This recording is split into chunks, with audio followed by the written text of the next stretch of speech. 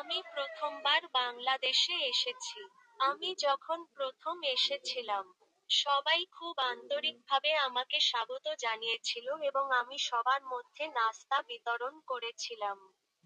কিন্তু তার কিছুক্ষণ পরেই একজন আমাকে মেরে ফেলার চেষ্টা করে। সবাই আপনার মতো বন্ধুত্বপূর্ণ নয়।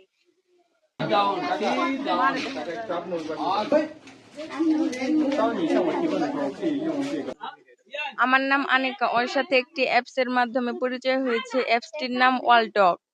আমার চীনা সম্পর্কে জানার আগ্রহী ছিল, তখন ওর সাথে আমার যোগাযোগ এবং কথা হয়। আমি চীনা সম্পর্কে জানি, ও বাংলাদেশ সম্পর্কে জানে।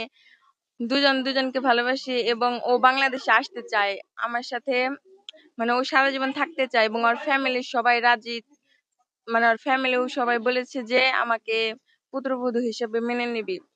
ওর আসার কথা ছিল 30 তারিখে এবং ও 30 তারিখে যে টাইমে, মানে ও আমাকে 1 মাস আগে জানাইছে যে ও আসবে। বাংলাদেশের টিকিট মিকেট কাটছে ফোনের মাধ্যমে, তো আমাকে সবকিছু দেখাইছে।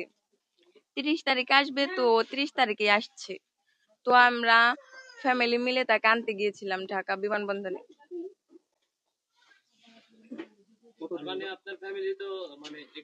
হ্যাঁ, আমার ফ্যামিলি, আব্বু আম্মু সবাই রাজি। হ্যাঁ, ওর ফ্যামিলি সবাই রাজি। ওর অনেক দিন, 7 মাস এরকম।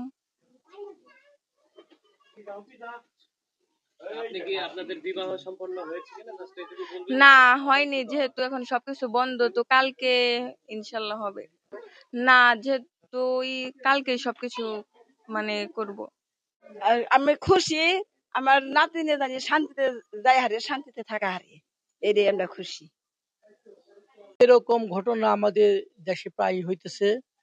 তা আমরা, যেহেতু ছেলেটা সুদূর চীন থেকে এসেছে, আমরা তার পারিবারিক এবং সামাজিক ভাবে ওই দেশের তার যে অভিভাবক আছে তাদের ঠিকানা আমরা সুনির্দিষ্টভাবে জেনে তাকে আমরা আমাদের মেয়েটাকে তার হাতে তুলে দিব, এই চিন্তা ভাবনা আমাদের মধ্যে আছে। যেহেতু ছেলে এবং মেয়ের সম্পর্ক হয়েছে, আমরা চাই যে আমরা বৈধভাবে ইসলামিক যে নিয়ম নীতি আছে সেই নিয়ম নীতি অনুসারে আমরা তার হাতে তুলে দেব।